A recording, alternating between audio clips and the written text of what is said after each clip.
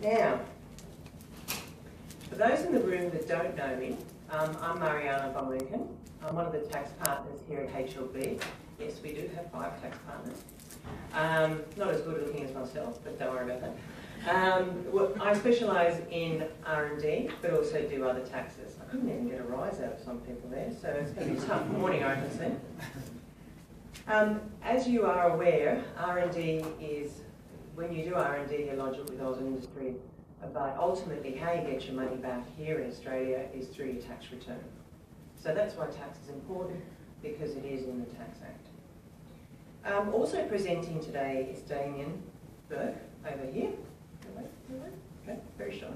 From Holding Redlich. He'll give us a bit more information about himself, but he specialises in taxation disputes and litigations.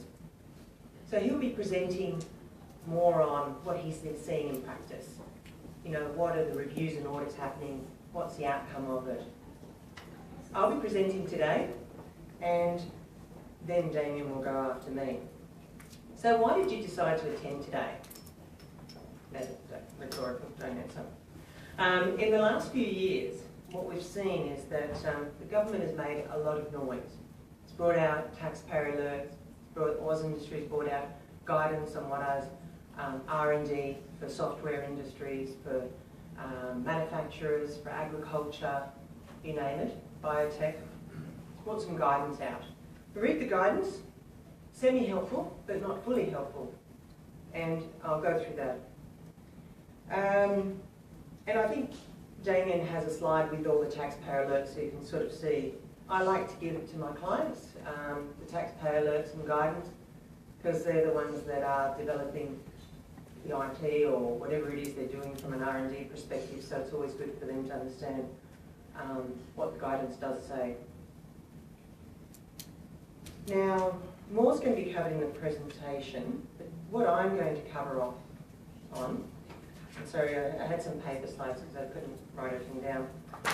Today I just wanted to inform you on the current status of the R&D. So you're making a claim 30th June 2018, it's not a substitute accounting period. Then effectively I'm going to go through those rules, and that is going to be more of a reminder because nothing has changed for that year. Okay? And then I'm going to go through what are the proposed changes. And I say proposed because there's draft legislation out, but it's not yet law. And that is to apply from 1 July 2018.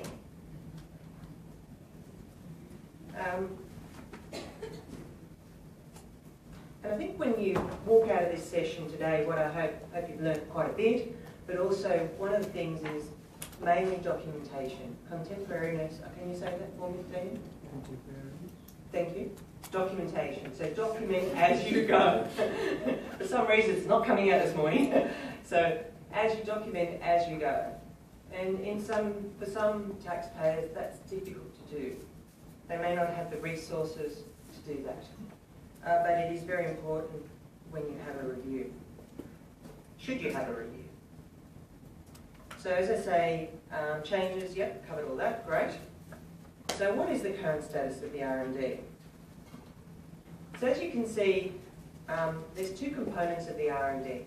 Some of you are aware of this, I'm just giving you a bit of an update so it sets you in the mood, puts you in the play. So what we have currently is the refund. So 43.5%, that is the amount that you could get back from a claim. It's an offset and your turnover aggregated has to be under 20 million. So aggregated means not just your entity, but any entity that controls you.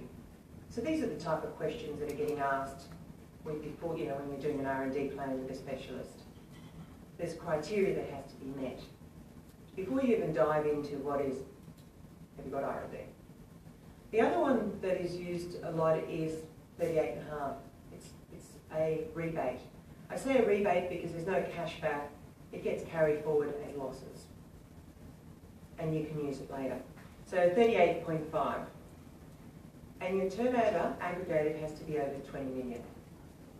Now, this will get very confusing in a minute because the turnover test for R&D has not changed. But as you will find, the tax rate is changing for many organisations. So it adds a bit more complexity. Before I go into whether a client has R&D and, you know, let's go down that path of finding out if we've got core activities and so on, I like to ask the question as to what benefit are you going to gain by going into this whole process of writing an application to Oz Industry, making sure you have your documentation, then looking at your costing and seeing does that costing relate to the R&D activities, what's the nexus and connection. So there's quite a bit to, to think about there. So first thing I like to do is understand what it is, the benefit.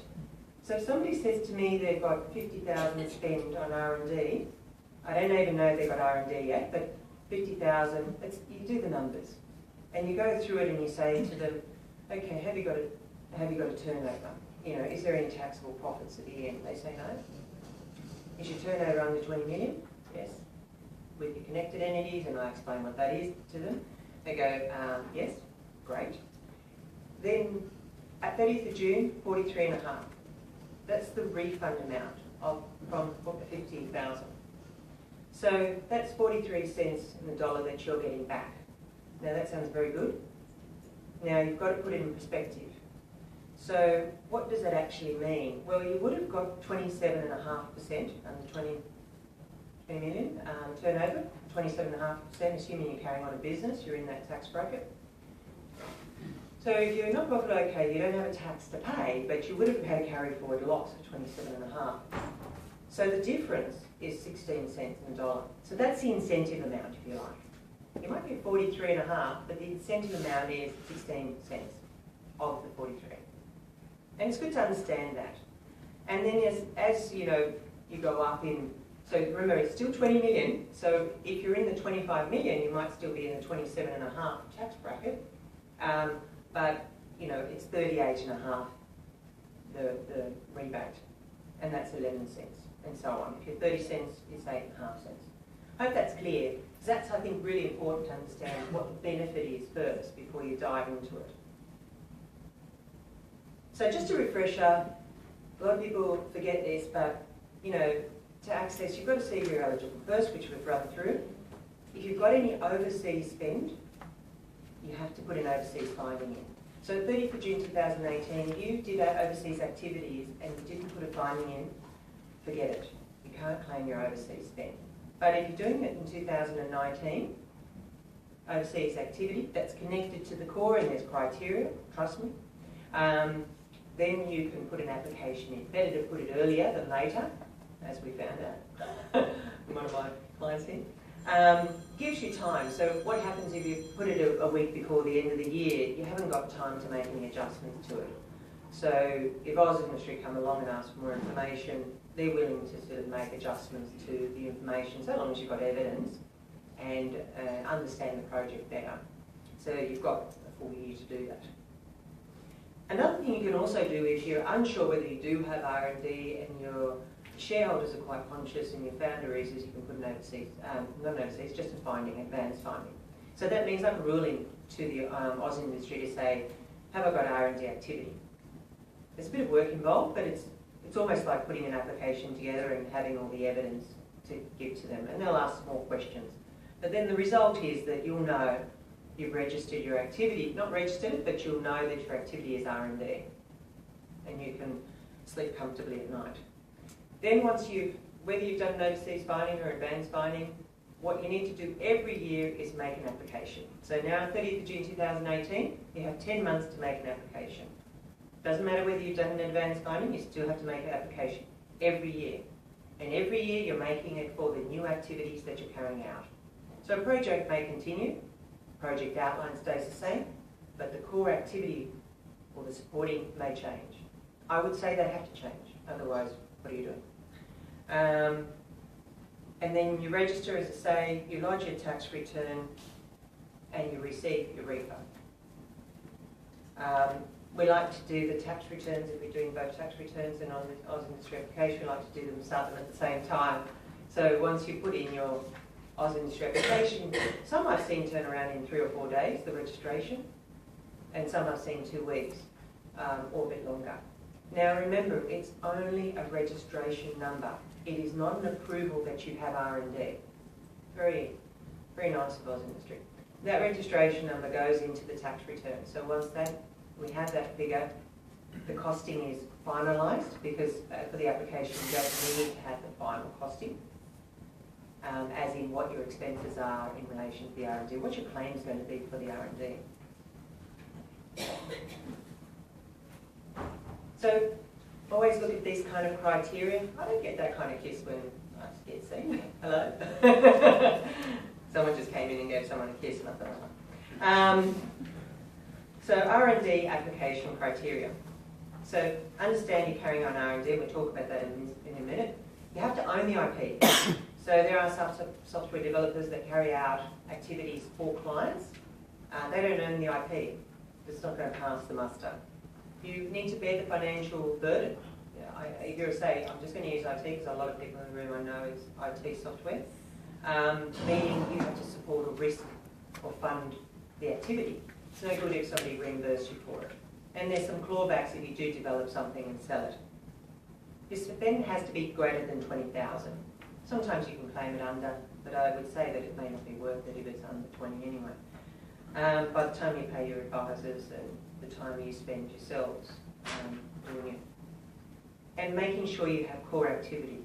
We'll run through this in a minute. Track documentation. Track as you go. Document as you go. Your core activity.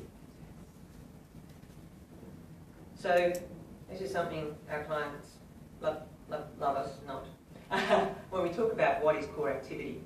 And some of you know you're conducting some sort of experimental activity, you've got some technical risk, you're producing some new knowledge. Not that you didn't know how to do it from the beginning. You've got to know why you didn't know how to do it from the beginning. You've done some research, it's new technology, and it goes on. And there's quite a bit of guidance on it, but again, it still comes back to the same thing.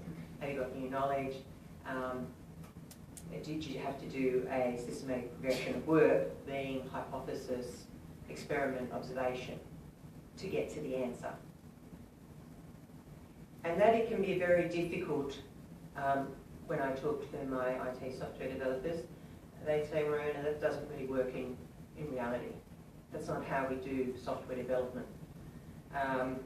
So it can make it very difficult when you're going through the process to identify what is R&D and what's not. So taxpayer alert, as I've mentioned, are out there, guidance is out there. So common themes coming out across all the guidance, and I've just noted it here. Normal business activities are being carried as R&D. So there's a taxpayer alert on this. Normal business activity. So there's nothing really new and innovative that's being developed in Australia or the world. It's just business as usual. Contemporary document as you go. At the same time, documentation to support is lacking. So people haven't got documentation to support. And I think really what they're supporting is their core activity. So this activity here is what they need the documentation to support mostly.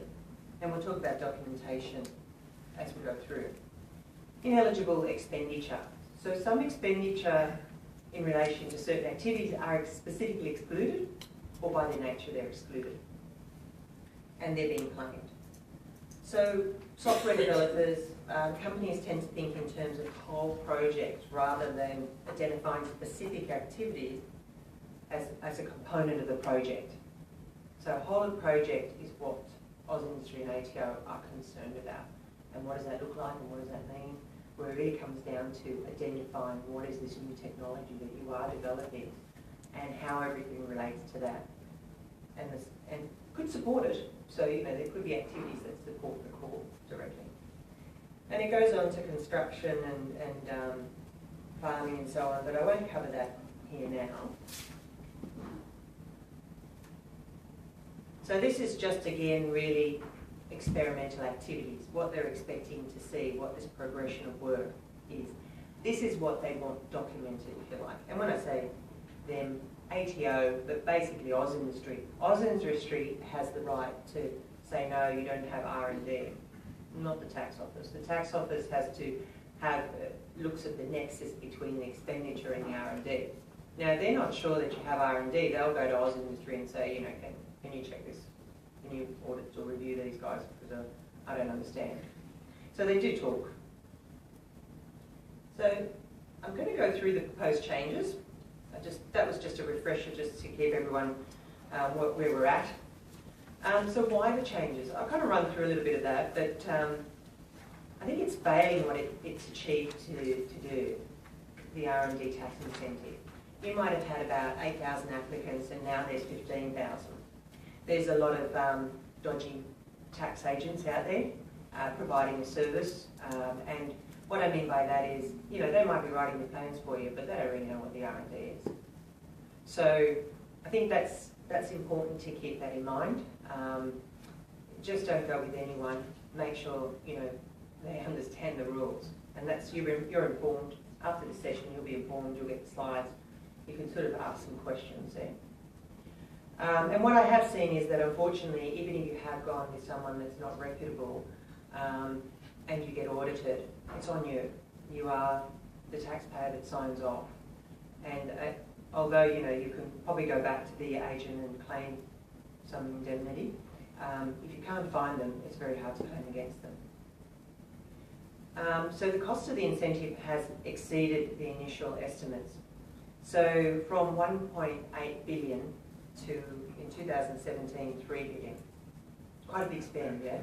So they're a bit concerned that everyone's claiming what they shouldn't be claiming. And there's been some reviews and recommendations. And I think Damien's just got a slide on those a little bit more, hasn't he? He's got a bit of a milestone and timeline. So the change is 43.5% to 41% they're proposing. And what they're doing is, remember we had a fixed rate of 43.5. Now what they're doing is 41.5. So it's going to be based on linking a tax rate plus a premium, an R&D premium of 13.5. So whatever your tax rate is, plus the premium of 13.5. I've got a slide on that in a minute. Turnover test hasn't changed. Then for large entities, it's very complex. Now, if the legislation goes through the way it is, I think it adds complexity to understand what it is that you're going to get back or what your rebate is. So the complexity is that it's 38.5% now fixed, and what they're going to be doing is changing it, linking the tax rate to the incentive, and it's a progressive incentive, so I'll go through that. So you could get anywhere between 31.5 to 42.5. The more R&D spend you have in your organisation versus your expenditure, the higher this progressive rate is. So you'll end up at that 42.5. If you're dabbling in it, it's probably not going to be as worthwhile. Turnover hasn't changed. So look, you'll get these slides. I know there's a lot of information to absorb at once, but I just wanted to give you a bit of a feel of what it looks like.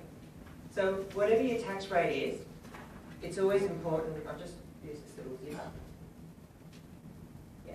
So whatever your tax rate is, so you know you've got all these tax rates. Remember we talked about the fact that your turnover test is 20 million, whether you get the rebate or refund. But for tax, they don't care. You know, you're getting all these. There's all these changes in tax rates. So these, you could be anywhere in there, and then from your R&D, you could be anywhere in there, and then you've got your what the incentive is.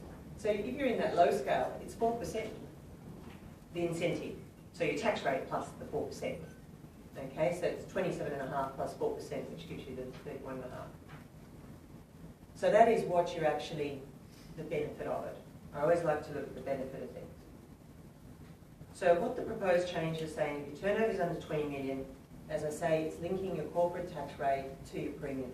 Premium doesn't change, but this could effectively change.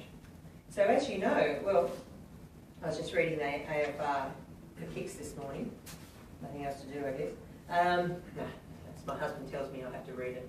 So I say, okay, and be informed. But Scott Morrison is proposing to bring forward the tax cuts. As you know, they've brought it down to 27.5 and bringing it down to 25.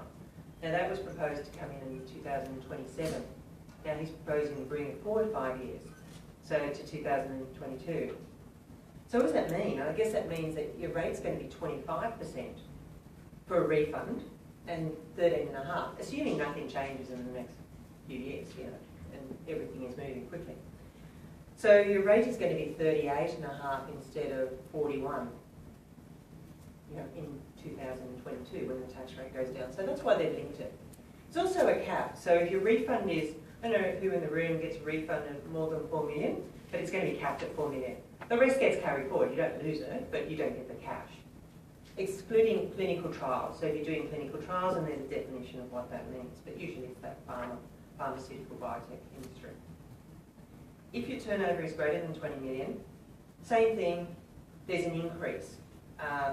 There's a link between the corporate and they call it this R&D intensive premium. So how does that actually work? Well, what it does is, so keeping in mind that your tax rate can be anywhere between that, it looks at intensity range, it looks at your deductions. So if you say, I'll give you an example in a minute so it'll be easier to run through. If your deductions, you look at your R&D deductions and you look at your total expenditure and you divide the two. So R&D deductions over total expenditure and you get a range. So your range is 2%. So that's what I'm saying, if you don't do hardly any R&D, it's got a range of 2%. So you get a 4% incentive. So it's either going to be 27.5 plus 4, 31.5 as your R&D rebate. Is it worthwhile still doing for 4%? Remember, you're going to get your tax loss, or you're going to carry forward your normal tax rate.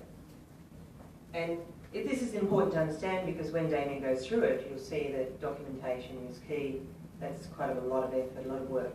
And I'm not trying to dissuade you from doing R&D because I do that work. So, but I just want you to understand the implications of doing it. And so on. So if your expenses are, again, the range, if it's 10%, it's 6.5. If it's over 10%, it's 9. And so on. Oh, sorry, between 5 and 10, it's 9. And over 10, it's 12.5. So that's pretty good, that one there.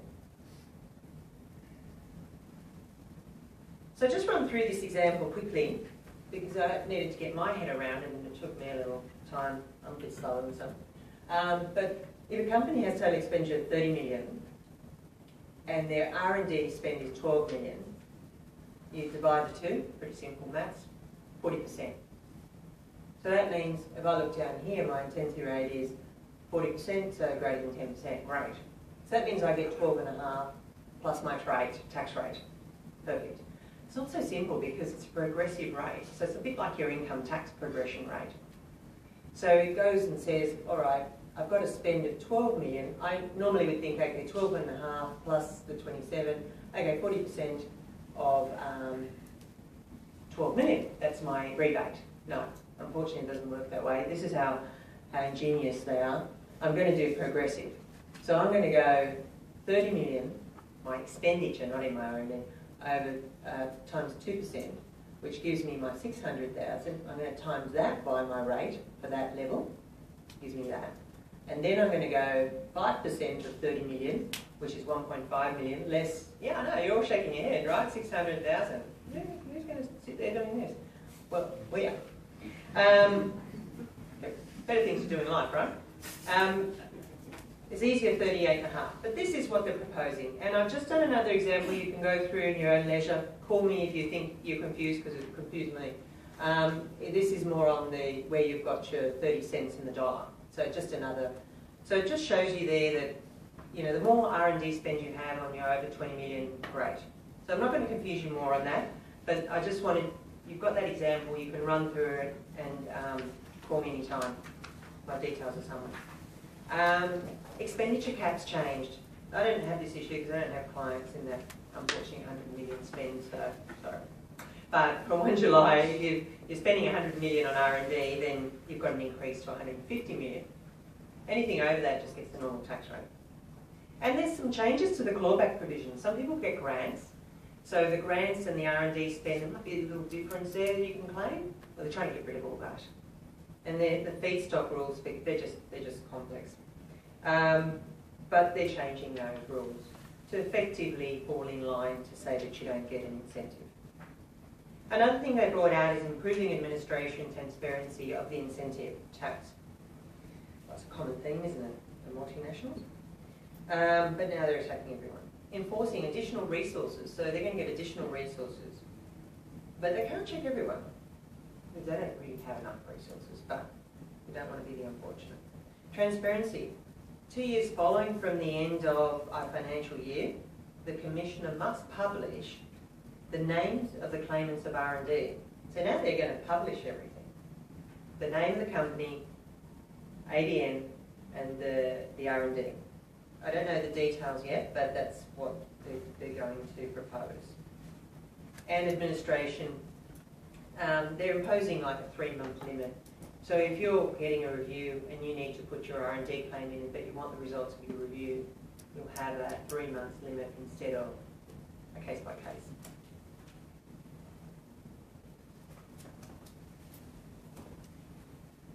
And so just on my last few slides, then I'll hand it over to Damien. The importance, I think, is record keeping. Operates a self-assessment. So you assess, self-assess. You put your claim in. You're responsible. Records. Should establish knowledge, information, experiments undertaken. Document as you go. 5-year minimum record keeping rule. I keep it for longer if you're doing R&D. Good knowledge and records management help the company with self-assessment. So where to from here? Remember, are you innovating? Question. Meet the basic criteria, which is, funding it yourself, owning the IT. Know if you've got core activity or supporting. Put an advanced finding in if you need that assurance. Put an overseas finding if you have overseas spend. Register every year with Oz Industry and lodge a tax return to get your claim. So the last bit is just understand the rules. That's where your advisors can help you. Document as you go. Really, that is what documents, minutes to meetings, board meetings, project outlines, emails between developers. All that is documentation as you go. And complementary media. If you want to have a chat, you're not sure what you're doing, or you're sure of what you're doing but you want to get a second opinion, happy to have a chat as well, complimentary meeting. And I was just talking about the advanced finding. So questions, if you have questions now, or we can wait till the end, whichever you prefer. So does that have any burning questions right now? I don't really get the net benefit calculation. How does that work? Sorry? I don't even get a net benefit calculation. Right, well, I'll have to come and talk to you after. Right.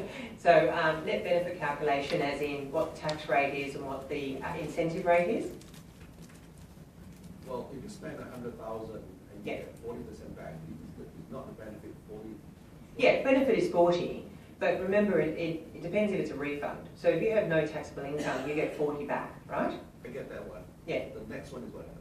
Yeah, so what happens is that because it's a it's called a rebate either way, but the refund is if you've got no taxable income. But say you have a taxable income, you're a SME under 20 million, Right. and you have a refund, so you might have tax payable.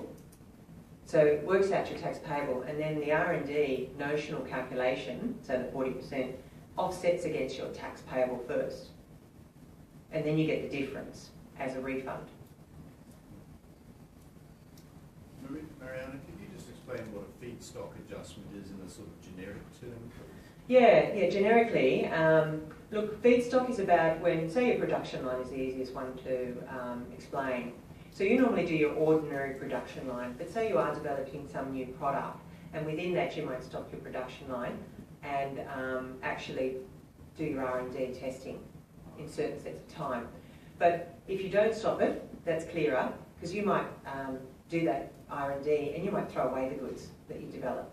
But say you're doing it in your normal production, and you decide the product you've developed is working, you've trialled it, you've documented, but you sell it. So you carried out R&D, so you have an expenditure, and then you've also sold it.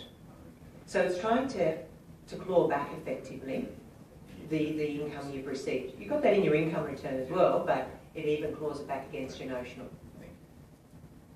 Yep. Hi, I've got a question about the overseas finding. Yes. In my experience, it's been something that hasn't been achievable. We've had solid case that we've worked through with advisors, but have ended up with other industry coming back with many questions. We've responded to the questions. They came back with more questions. Did you get through? No, we did Oh, through. withdrew. Okay, What happened is also to be able to spend the time responding to their queries. I wondered if that was a typical experience or if, we got unlucky, and whether it's basically trying to assess whether it's worthwhile going through that process. Yeah, Or not. it's a good question. And was that for software development? No. What area? Um, Biotech? For detection, so acoustic detection, so kind of software, but kind of. Yeah, so it sits within some sort of product, the software? Or, Yeah. yeah, embedded in there. Yeah. Yeah, look, I've got a client in the room. We've done this process as well, and we've withdrawn. Yeah. But I think it's because they're asking a lot of questions. And is that only in the recent year or prior periods? So this year and last year. Yeah. So in respect to 2016. And those are the years where they've been tightening the rules. So previously I've known claims where the ATO, Oz Industry helped the client to put their claim in, but now they just seem to be sitting back and just asking repetitive questions of what's a new technology, what do you mean, this is what we're doing, and they're saying we'll show evidence. So the burden of proof, yes, verifying the burden of proof is on the taxpayer, and I think it is becoming very complex. I think Damien's going to run through a little bit of that. So I'm not saying it's not worthwhile doing the exercise, but I probably haven't seen enough to make that judgment call. Yeah? But it's interesting that you've withdrawn as well. So in order to continue,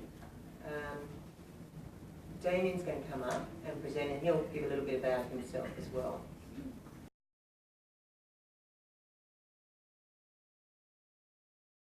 Just to answer your question on the overseas finding, Oz Industry are taking the view that unless you can demonstrate to them that the activity can't be undertaken in Australia, then they're just not interested. And they're taking the same approach to everything at the moment. Like not only overseas findings, but they're also taking the same approach to their review and their audit activity. Good morning, everybody. My name is Damien Burke. I'm a partner with Holding Redlich in the tax litigation team. My history has been, I was previously, before Holding Redlich, I was self-employed doing tax litigation with the ATO, and before that I was a partner with Ernst & Young in what they call their tax controversy area, where we were mostly concerned about doing, we were litigating with the Commissioner of Taxation, and we were also dealing with Oz Industry. I've been dealing with Oz Industry now, so these R&D matters for the last couple of years. It seems to be getting more and more prevalent. So today, and I'm happy to take questions as we go through. I'm going to have to talk kind of quickly because I think I might be on the clock a little bit. So if you do have a question and if it's burning that you need an answer to, you might just have to yell out, "Hey Burke, shut up," and I'll take the question. But otherwise, what I was going to touch on today is some of the. First of all, I was going to try and deal with how we got where we are, and then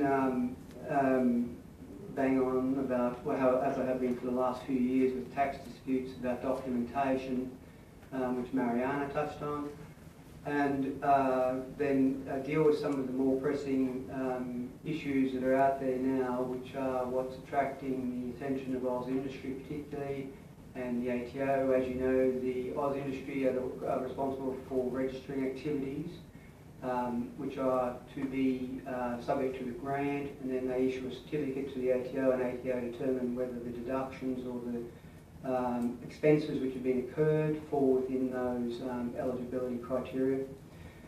I've just been through a review process. We've just had a case, there'll be a decision coming out in a couple of months on another R&D matter, which I'm hoping we can win. At the moment, I think it's about 50-50, but the cases, as you're probably aware, haven't been faring so well in the AAT. Then I was going to get on to some R&D risk management, some more practical issues on how you can avoid some of the pitfalls which we're seeing, and then I was going to deal with some of these more recent, some of the more recent case law. There's a couple on software development as well, which I'd like to touch on if I have the time. So the current position, in 2008, there was a report done for the government which resulted in a white paper which was to do with which was entitled Powering Ideas and Innovation Agenda for the 21st Century. At that time, there were just over 8,700 registered R&D claimants. And the white paper was the genesis of the current regime that we have today, which we see in the 2011 amendments which were made to the 1997 Income Tax Act, principally section 355, stop 5. Then in 2016 we had another review by what they call the 3F review, Fraser, Finkel and Ferris. And they recommended some changes be made to the current regime, principally because I think that was when the government started to get an inkling that there were some people who were gaming the system. So in 2016-17 we now have over 15,000 registered claimants.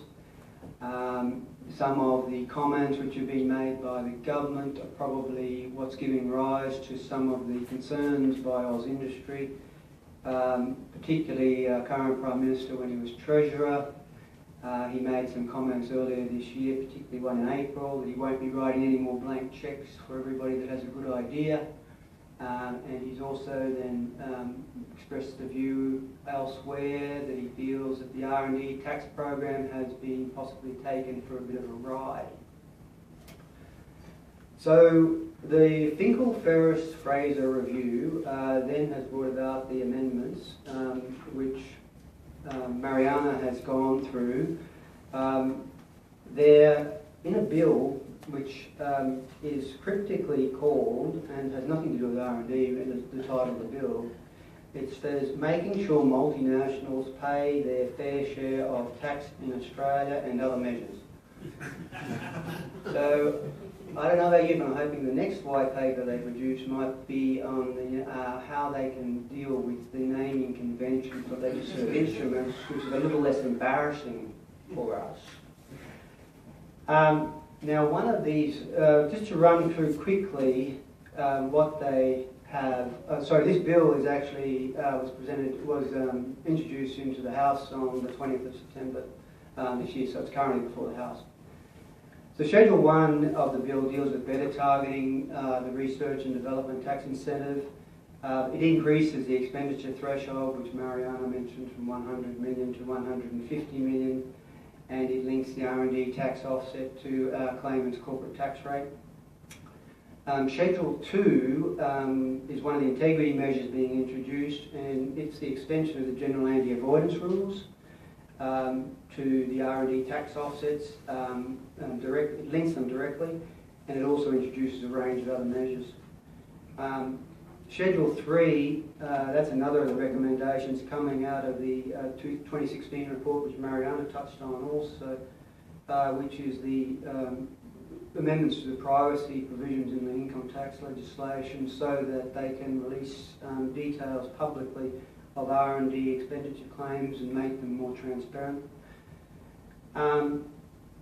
There's also amendments which in this schedule which allows the board, which is the Oz Industry Board, Innovation Australia, to make binding determinations and imposing a, I thought it might be a 3-month limit or a 1-month limit on expense. 3 months. Okay, so the importance of documentation, I'll just go back one slide there. In the AAT, if anybody has been reading the case law or watching it as it's come through, 90% of the time Oz Industry are winning. And 90% of the time it's a default win because they never get to the point of whether it's research and development or whether it's innovative or whether it's experimental.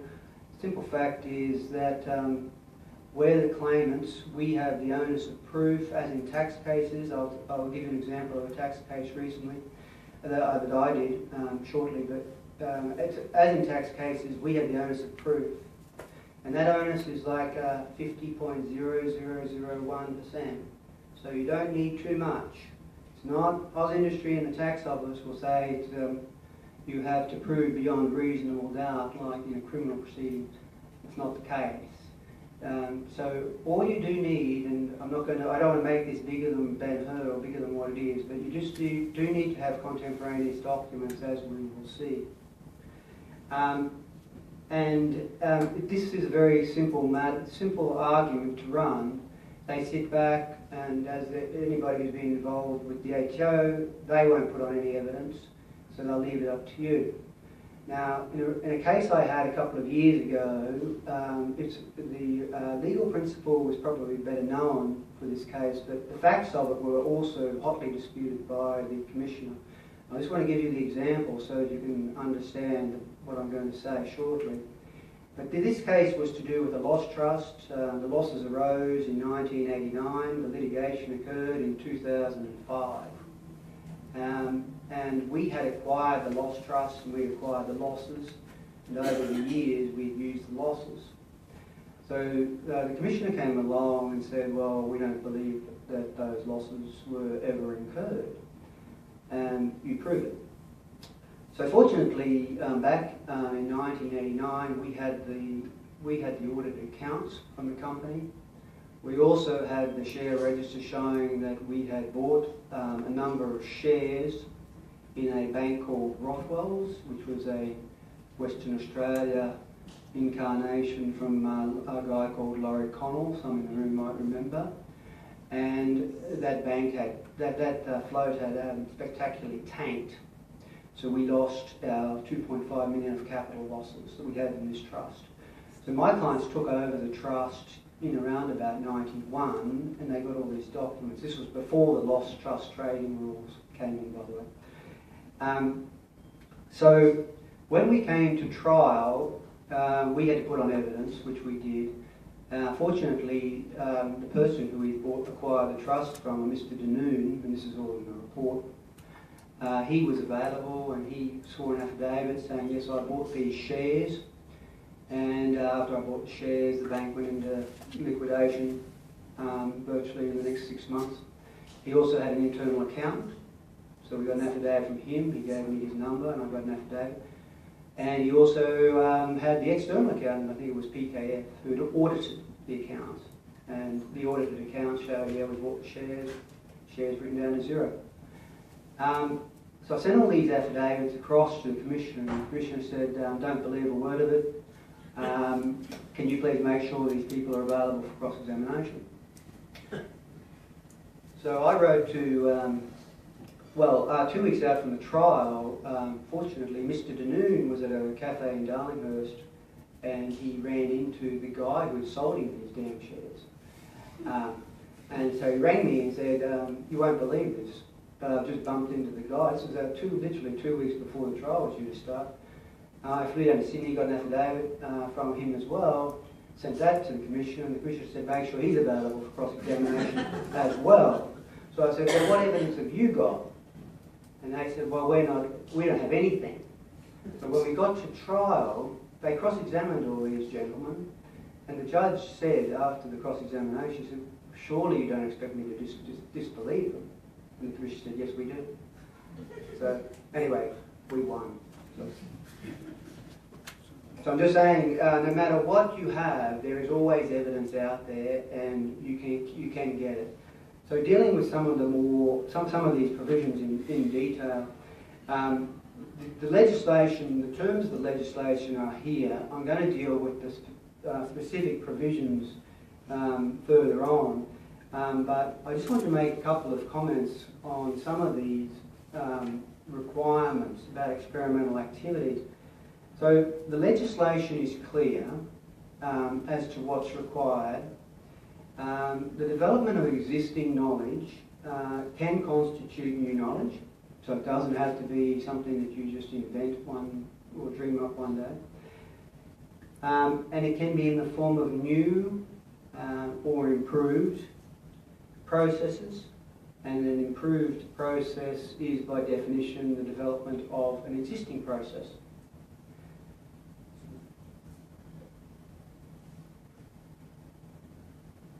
So, thus the reference to improved processes, it makes clear from the text that development of existing knowledge can be capable of being regarded as new knowledge.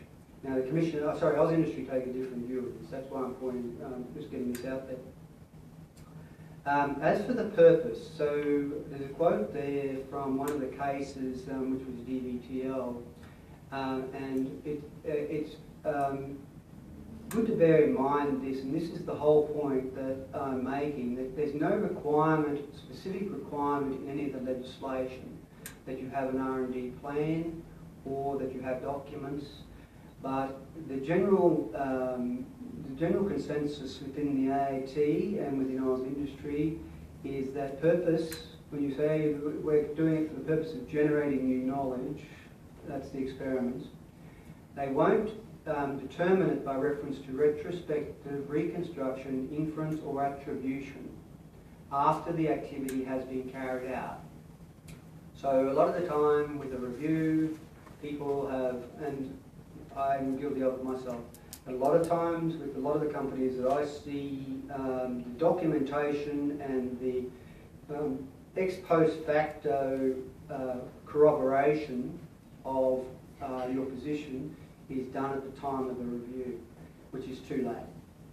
So Oz Industry are right across it, and they will ask for documents, and as you'll see, a lot of the time when they do come, the first thing they do is they ask for all of your documents, what you've retained and what evidence you have. There was a case of Rix's Creek, and this was a whole of mine decision, but it was one where they had actually tried to get the experts to reconstruct the R&D after the proceedings had started. The comments by the senior member of the AAT there are still pretty apt. So she said, while the creation and provision of documentation is not a statutory requirement to substantiate R&D activities, that documentary evidence is an expected feature of an activity that is systematic, investigative and experimental. And she goes on, an applicant cannot succeed in establishing these requirements in the absence of detailed documents regarding the, recording the process of each activity as it develops.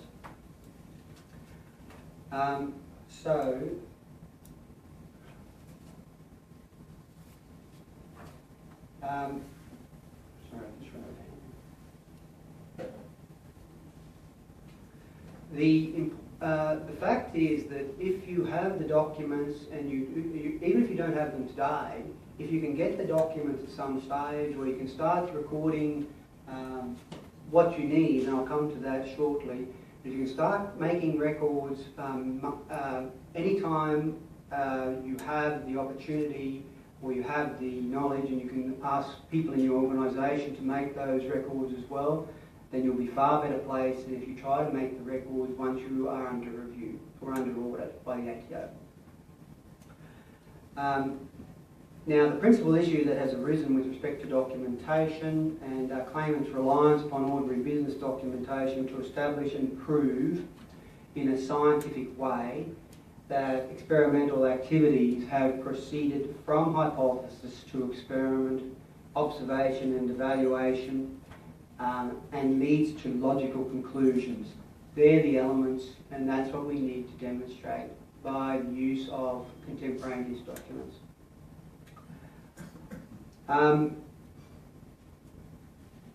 Now, some of the issues that do attract the attention of the ATO, this is a slide which actually came from an ATO presentation back in September this year, last month. You'll see there front and centre is one of the things that they're focusing on at the moment, and this slide was a slide of a pack which was presented by the commission, one of the second commissioners, and was dealing with the top 100 companies in Australia, which was it's more than they subsequently issued an addendum for to clarify what they were doing or what they were looking at, and it was mostly mostly dealing with when you could claim R&D for software, and when software was when the software was part of your ordinary business activity. I was going to go through them. I probably won't have time to go through them now, but if you do have any questions at all about any of those, I can give you copies or I can explain them to you later on. Now the steps, what Oz Industry do in particular, and Oz Industry is normally where I see some of the action which is happening at the moment. The Oz Industry reviews will normally start with what they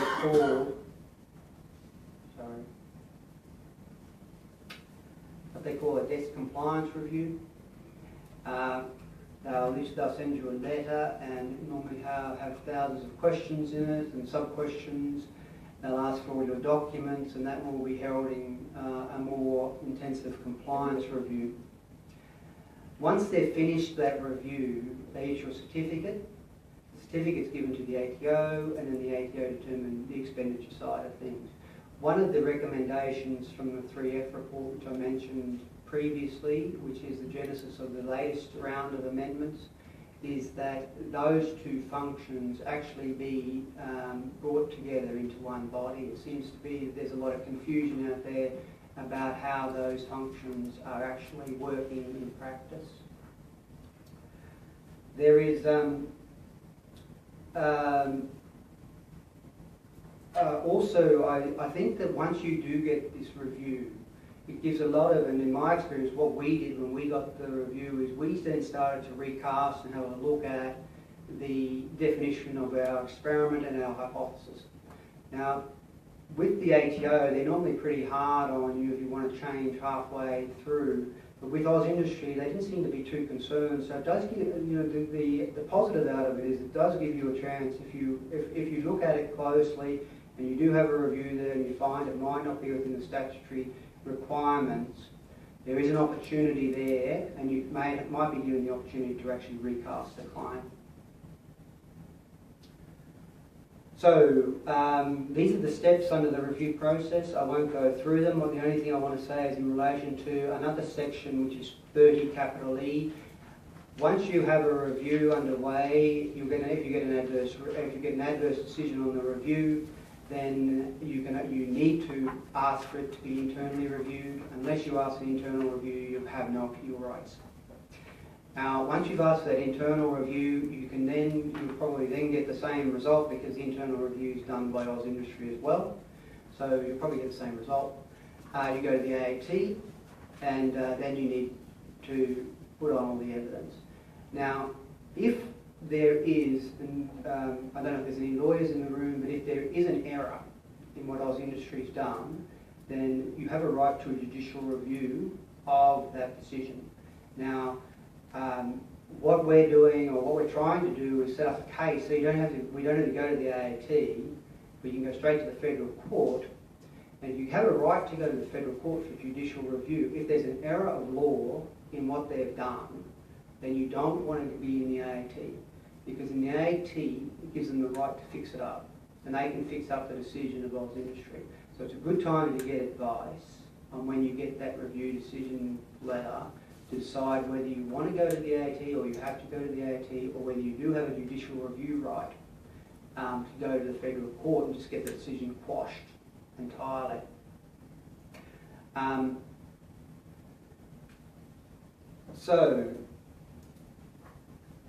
On this slide, and I'm aware of my time, I'll try to wrap this up as quickly as possible. I won't go through it, it's on the slide. This is the type of information that they are looking for. I've sort of given an idea of how you can start to make these records. It doesn't have to be anything sophisticated. All it does, it needs to be contemporaneous, and it just needs to be done by people who are involved in the activities. The other way in which you have an option here of also asking for an advance finding from Oz Industry. So if you're about to undertake R&D activities, sometimes it can be a good idea to articulate them in advance, get an application into Oz Industry, get them to make an advance finding. You have your full review rights on that finding once it's made as well. So, the key message is to be audit ready, because you will be audited. As Mariana touched on, in the current round of amendments, the government's also beefing up the Oz industry and beefing up the ATO to conduct more reviews, because they think there's a lot more out there that need to be reviewed, and there's going to be a lot more audit activity coming. Preserve documents, ensure that your staff are aware of the requirements, and diarise all activities. The other thing is you don't need a plan. The requirements for a plan were done away with. They did have a plan requirement, an R&D plan. You had to have an R&D plan. That's gone.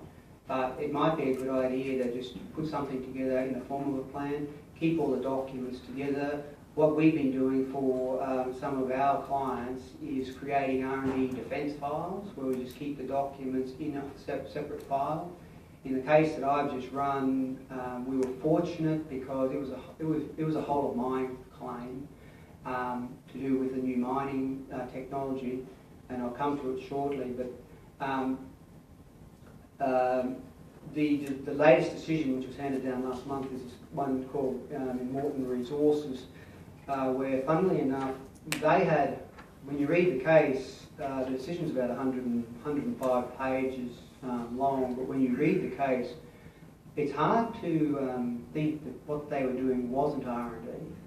But one of the reasons that the member gave, which was Forgy in Melbourne, said that if the research or the activity that you're doing is to comply with the standard, then the principal purpose of your experimentation and your experiments can't be R&D.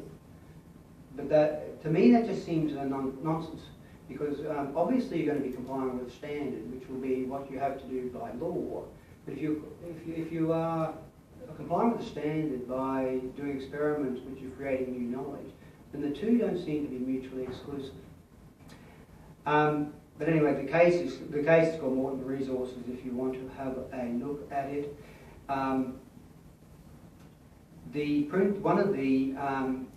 One of the findings in that case was that the purpose of generating new knowledge, they said, must be more than an insubstantial purpose. This same issue arose in this case called COQ, which will be delivered in the next few months. They found that the fact that an alternative purpose for the activity may be identified as a substantial purpose does not necessarily lead to the conclusion that the purpose of generating new knowledge may not also be identified in that way. So COQ, this was heard in August. The same issues as arose in Morton Resources arose in this case. In our case, the expert, who was called by Oz Industry, had said that his sole premise that it wasn't R&D was based on the fact that we didn't have an R&D plan. This was a bunch of miners who were a small cap mining company. The company had been incorporated to figure out a way in which they could mine very highly banded seams of coal. So there was a seam, and then there was clay, and then there was a seam. And these deposits had been overlooked by Xstrata, by BHP, by Rio Tinto, and these guys had figured out a way to unlock it. They had sent it over to the US to do testing, and they had figured out how to crush the coal, how to wash the coal. And that's what our case was all about. Now, their expert, during his evidence, he actually said, and I've quoted what he said here in his verbal evidence, which wasn't what he said in his report. So he thought that if we could do it, he didn't think we could, but it would unlock all these similar deposits all around the world.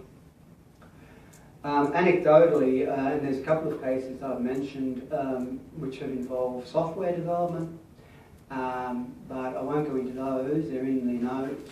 I think I better wrap it up so I can make sure that I get you guys out of here on time. So, thank you very much, and if you have any questions, I'm happy to take them.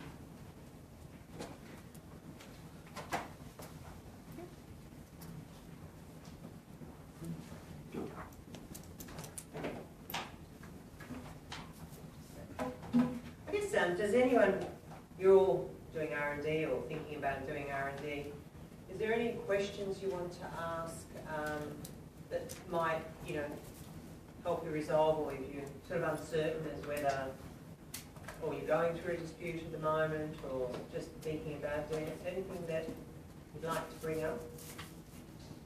Group therapy is always good. No? Or shy? The slides are there. They will be sent as a pack. Thank you for coming today.